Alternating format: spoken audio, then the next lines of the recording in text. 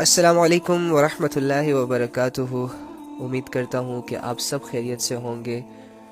اللہ رب العزت سے راضی ہوں گے، اللہ رب العزت کی خوب عبادتیں کرتے ہوں گے، اور آج کا دن جو اللہ نے آپ کی زندگیوں میں، آپ کی قسمت میں لکھا تھا، آج کے دن کو آپ نے اچھا خاصا قیمتی بنا لیا ہوگا، دنیا کے اعتبار سے بھی اور آخرت کے اعتبار سے بھی۔ اللہ ہمیں فرماتے ہیں کہ ہر انسان کو یہ سوچنا چاہیے کہ اس نے اپنے آنے والے کل کے لیے کیا بھیجا۔ آنے والے کل سے مراد دو چیزیں ہیں۔ ایک ایسا کل جو کہ اب ہم سوئیں گے تو ہمارے سامنے جب یہ رات ڈھل جائے گی تو ایک نیا کل، ایک نئی صبح ہمارے سامنے ہوگی، تو ہم ایک نئی زندگی گزاریں گے ایک نئے کل میں۔ اور ایک کل وہ ہے جس کے بارے میں اللہ فرما رہے ہیں، یعنی کہ مرنے کے بعد جب تم دوبارہ آنکھیں کھولو گے اور تمہارے سامنے ایک نیا جہان ہوگا، تمہارے سامنے فیصلے کا دن ہوگا، تمہارے سامنے محشر ہوگا، تمہارے سامنے اللہ رب العزت کی ذات ہوگی، اور اس سچویشنز کے لیے کچھ ایسا کرو، اس کل کے لیے کچھ ایسا کرو کہ جو تمہیں فائدہ دے سکے۔ اللہ رب العزت کے بغیر کوئی کچھ نہیں کر سکتا، اور اللہ رب العزت سارے انسانوں کے بغیر، ساری مخلوق کے بغیر سب کچھ کر سکتا ہے۔ اللہ کے سوا کوئی ہمارے کام بنا نہیں سکتا، اللہ کے سوا کوئی ہمارے مسئلے حل نہیں کر سکتا، اللہ کے سوا کوئی ہماری ضرورتیں پوری نہیں کر سکتا۔ وہی ہے جو ہماری حفاظت کر رہا ہے، وہی ہے جو ہمیں سلا رہا ہے، وہی ہے جو ہمیں نفع دے رہا ہے، وہی ہے جو ہمیں نقصان سے بچا رہا ہے۔ اس کے سوا کسی کی اتنی ویلیو نہیں کہ اسے یاد کیا جائے، اس کے سوا کسی کی اتنی اوقات نہیں، کسی کی اتنی عزت ہو نہیں سکتی کہ اس کے سامنے سر جھکایا جائے۔ وہ تعریفوں کا مالک ہے، عبادتوں کا مالک ہے، وہ جس بات کا فیصلہ کر دے وہی ہوتا ہے، وہ اس کے ارادے کا نام وجود ہے۔ تو ایسا ہمارا رب ہے۔ اللہ فرماتے ہیں، ایسا رب ہمیں یہ فرما رہا ہے، اقترب للناس حسابهم وهم فی غفلۃ معرضون، کہ لوگوں کے لیے ان کے حساب کا وقت بہت قریب آ پہنچا، اور وہ ہے کہ غفلت کی حالت میں منہ پھیرے ہوئے ہیں۔ اٹس مین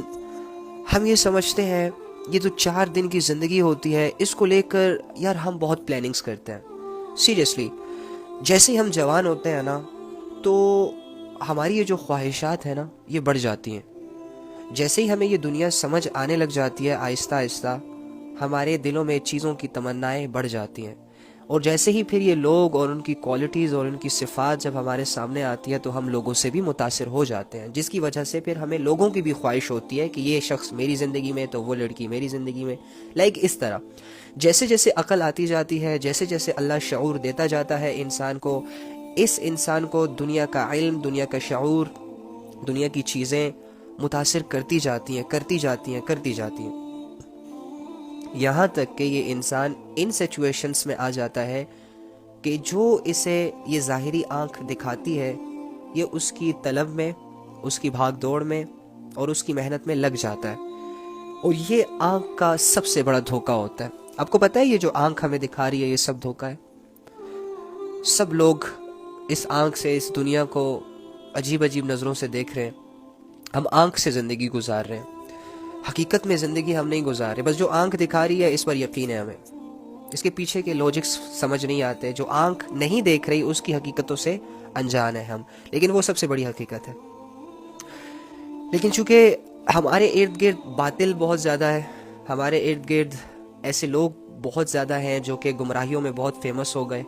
ہمارے ارد گرد شیطان کے جال جو کہ انسانیت کے لیے اس نے بچھائے تھے تو انسانیت اس میں آ گئی، جس کی وجہ سے بہت سارے لوگ سکسیسفل بن گئے، اور دوسری جانب جب ہم نظریں دوڑاتے ہیں تو وہ لوگ جو دین پر عمل کرتے ہیں، وہ لوگ جن کی زندگیوں میں پردہ داری ہے، ایمانداری ہے، مخلص پن ہے، وہ لوگ پیچھے رہ جاتے ہیں، دنیا کے معاملے میں آگے نہیں جا پاتے۔ تو یہ چیز بھی انسان کو بڑی متاثر کرتی ہے،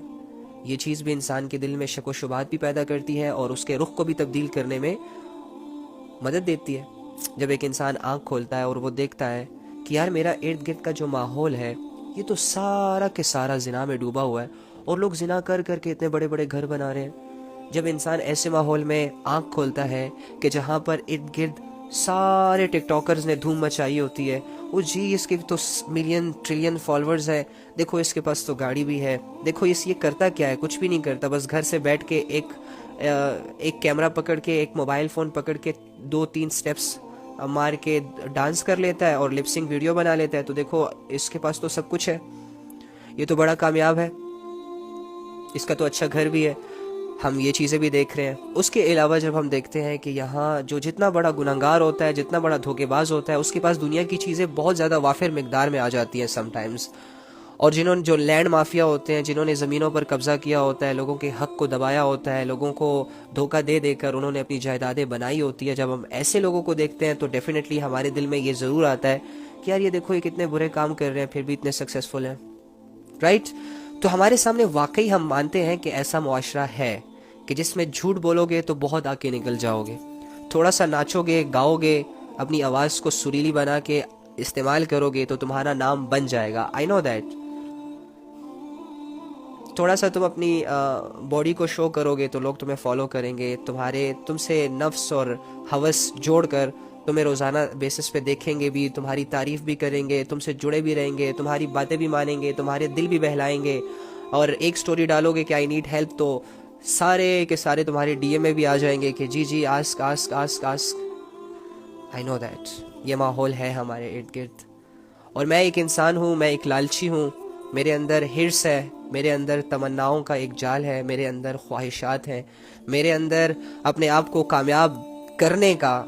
ایک حوصلہ ہے، اپنے آپ کو کامیاب دیکھنے کا ایک خواب ہے، ایک ڈریم ہے، تو جو کامیابیاں میری آنکھ مجھے دکھائے گی میں ڈیفینیٹلی اس کی طرف جاؤں گا، یا نہیں بھی جاؤں گا تو دل تو کرے گا کہ جاؤں گا۔ تو یہ چیز ہوتی ہے۔ اور دوسری طرف ہم کیا دیکھتے ہیں، دوسری طرف جب ہمارے سامنے یہ ماحول آتا ہے کہ یار جو جتنا دیندار ہے وہ اتنا ہی غریب ہے جو جتنا ہی دیندار ہے اس کا کوئی بزنس نہیں ہے،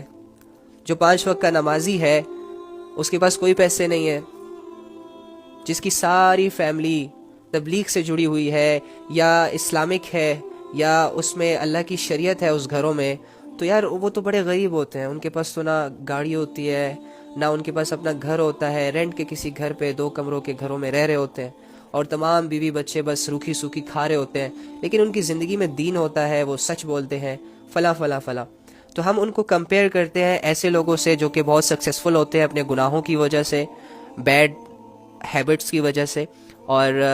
غلط طریقوں سے دولتیں کما کر اپنے آپ کو ویل سیٹل بنا کر جب ہمارے سامنے آتے ہیں، تو یہ چیز واقعی ہے معاشرے میں۔ تو اس کا آج مجھے جواب مل گیا، اور میں وہ جواب آپ کو ضرور سمجھانا چاہوں گا، اس کو آپ نے سمجھنا ضرور ہے اور پھر لوگوں کو بھی بتانا ہے۔ میں یہ سوچ رہا تھا کہ یار اللہ رب العزت کے خزانوں میں کوئی کمی نہیں ہے، اور دیکھو جب ہم کسی کو خوش کرتے ہیں نا تو ہم اس کے قریب چلے جاتے ہیں۔ لیٹ سپوز اگر ہم کسی مالدار کو خوش کرتے ہیں اپنے کسی کام سے، لیٹ سپوز، اچھا ایک اور مثال دیتا ہوں، لیٹ سپوز میں کسی کے گھر کام کر رہا ہوں، میرا مالک ہے وہ بہت ہائی فائی ہائی کلاس کا مالک ہے، اس کے پاس بہت اچھی شہرت ہے، دولت ہے، ہر چیز ہے، میں ان کے کاموں میں لگا ہوا ہوں۔ ایک دن کیا ہوتا ہے کہ میں ان کا کوئی ایسا کام کر لیتا ہوں کہ جو ان کو بہت اچھا لگ جاتا ہے، اور وہ میری تعریف بھی کرتے ہیں اور مجھے بہت بڑا ریوارڈ بھی دیتے ہیں، پیسے دے دیتے ہیں یا خوش ہو کر انعام دے دیتے ہیں۔ تو اس کے پیچھے کیا وجہ ہوگی انعام دینے کی؟ کہ میں نے ان کو خوش کیا۔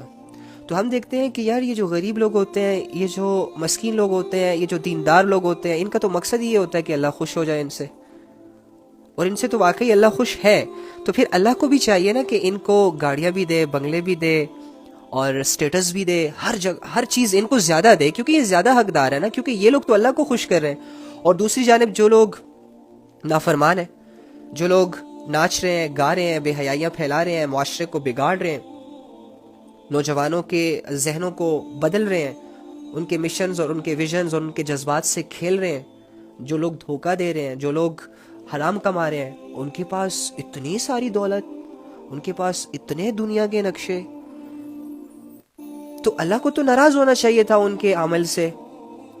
ان کے گناہوں سے، اور ان کے پاس جو ہوتا ہے بچا کچا وہ بھی لے لینا چاہیے تھا، کیونکہ میں ڈیفینیٹلی جب کسی کا نقصان کروں گا، کسی کے حق ماروں گا، تو اگر اس کو موقع ملے گا، اس کے پاس طاقت ہوگی تو وہ مجھے ضرور نقصان پہنچائے گا۔ تو اللہ تو سب سے بڑا طاقتور ہے، تو کیا اللہ رب العزت ان سے لے نہیں سکتا؟ لیکن ہم دیکھتے ہیں کہ ایسا تو کچھ بھی نہیں ہو رہا، غریب غریب تر ہوتا جا رہا ہے، مالدار مالدار تر ہوتا جا رہا ہے، اور ہم یہاں بیٹھ کے جج کر رہے ہوتے ہیں کہ میرے تو اعمال اچھے ہیں پھر بھی ایسا ہوں، اس کے تو اعمال برے ہیں پھر بھی وہ ویسا ہے۔ تو آج میں نا اس بات پہ بڑی سوچ رہا تھا، مجھے اس کا جواب مل گیا، اور وہ یہ ہے کہ یہ جو حق ہوتا ہے نا، حق، جو سچے لوگ ہوتے ہیں اور جو سچائی ہوتی ہے، اس کی کامیابی کا دور آتا ضرور ہے لیکن تھوڑا لیٹ آتا ہے، تھوڑا سا لیٹ آتا ہے۔ اور یہ جو باطل ہوتا ہے، یعنی جو جھوٹ ہوتا ہے، دھوکا ہوتا ہے، اس کا جو سکسیس ہے نا وہ جلدی سٹارٹ ہو جاتا ہے، بہت جلدی سٹارٹ ہو جاتا ہے، لیکن حق کا سکسیس تھوڑا لیٹ سٹارٹ ہوتا ہے۔